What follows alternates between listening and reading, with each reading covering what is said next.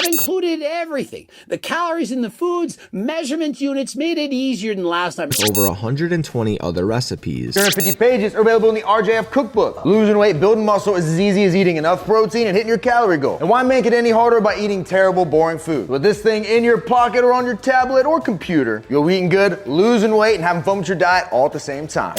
The cauliflower at the beginning, it might annoy you a little bit, but just like a successful marriage, there's nothing that you can't just eat your way past. You know what I mean? Would you rather eat a 10 every now and then or a 7 every day? How do I break them down 1 to 4? I go with this for my cookbook tier list. The cookbook I'd start with today. Which cookbook is the best? Greg Doucette, Remington James, Will Tennyson, or Exercise4CheatMeals? Let's discuss. Of these 4, which should you buy? Which are worth it? How do they rank 1 through 4? Well, let's talk about each, and I'll give you my ranking 1 through 4 on which one I think you should buy. Let's discuss each one first, and then I'll rank 1 through 4. Up first, let's dive into Will Tennyson's cookbook. It's the newest of the bunch, and his cookbook is, well, it's done in classic Will Tennyson style. 69 recipes, all simple. I've been using Will's recipes. He's slowly been dropping in his videos over the years, and none have disappointed. The apple fritter is one of my favorites from a while back.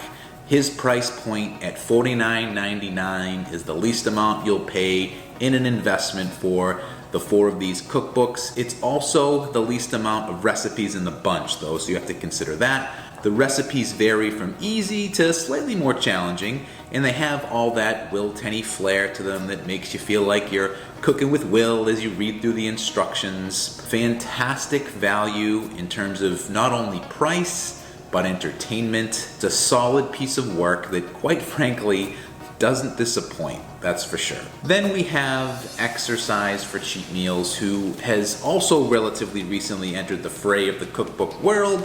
He went back and cataloged all of his prior recipes, several of his creams and classic recipes like the cookie dough and Oreo McFlurry that have amassed over 1 million views, and now they're all in one spot. He's even releasing new recipes in his cookbook before he releases a YouTube video on it. So for instance, if you bought his cookbook, you got his protein muffin recipe before his video came out on his channel.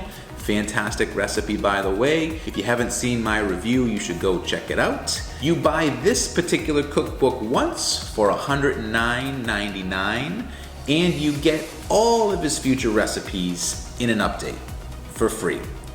Which, if that sounds familiar, it's because it's the same business model as Remington James that has been doing the same thing for quite some time. Rem has a ton of recipes in his $99 cookbook, well over 150 of them, might be approaching 200 at this point. Many of them are similar, which I like because I know from experience you can iterate your recipes, improve them, as you find better ways to make them. So nice to have. You may like the old recipe or want to try the new one, so it's good to have them all.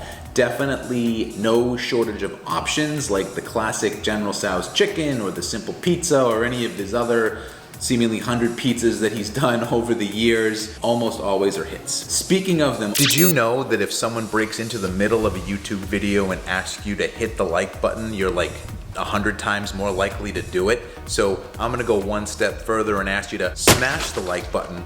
Consider subscribing if you're not subscribed, and why don't you tell me in the comment section what is your favorite cookbook or your favorite recipe? Let me know, comment section. Okay, back to the video. All and where they all started. The last one up for discussion today is Greg Doucette's Anabolic Cookbook 3.0. Over 180 recipes here, I believe, on last count.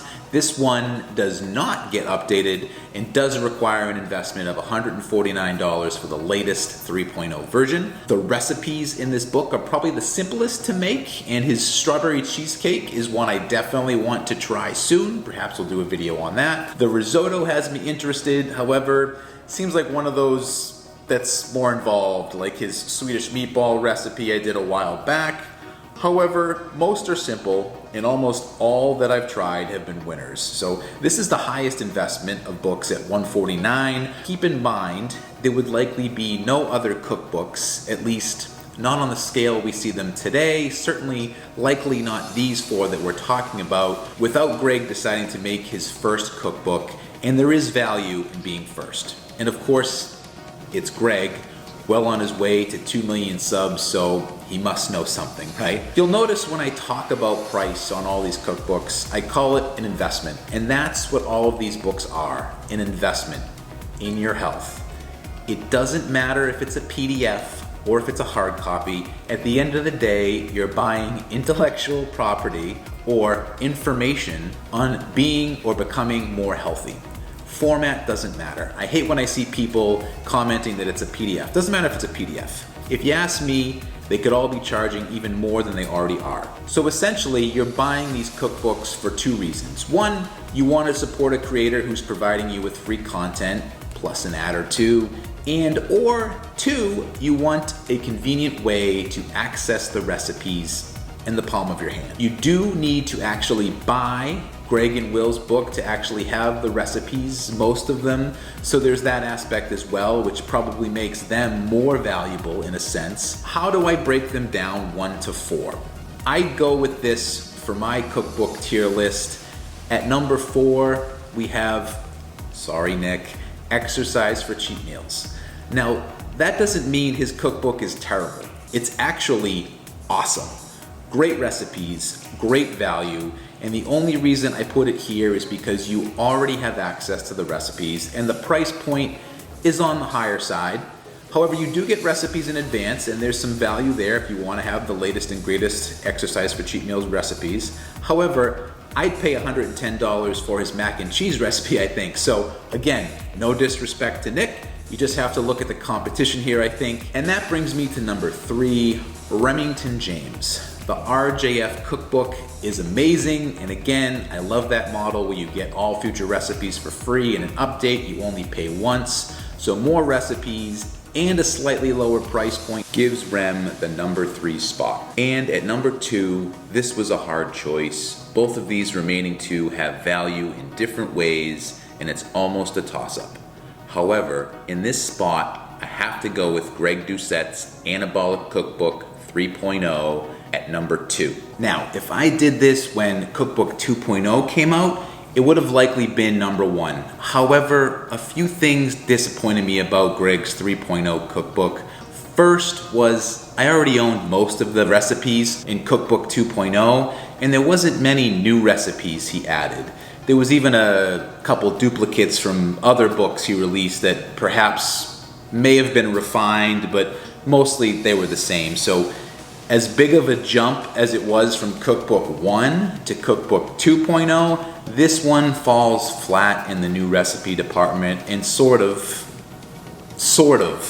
makes me feel like I'm buying the same thing twice. Having said that, this is still a great cookbook, and the Anabolic Apple Pie Breakfast Bake is still the best anabolic recipe.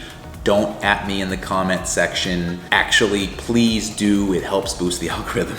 And at number 1 is, of course, Will Tennyson's cookbook. The quality of recipes, their unique nature, and the hilarious bit of flair that only Will can pull off in a book makes this one number 1 winner here. And although it's far less recipes at $69, the investment of $49.99 makes this the cookbook I'd start with today at the top of the food chain, pun intended. And there you have it. That's how I rank these 4 cookbooks. Be sure to tell me your thoughts in the comment section. Am I out of my mind? Did I miss anything about these cookbooks? Let me know which ones you have. Do you have any others? Tell me what your review might look like.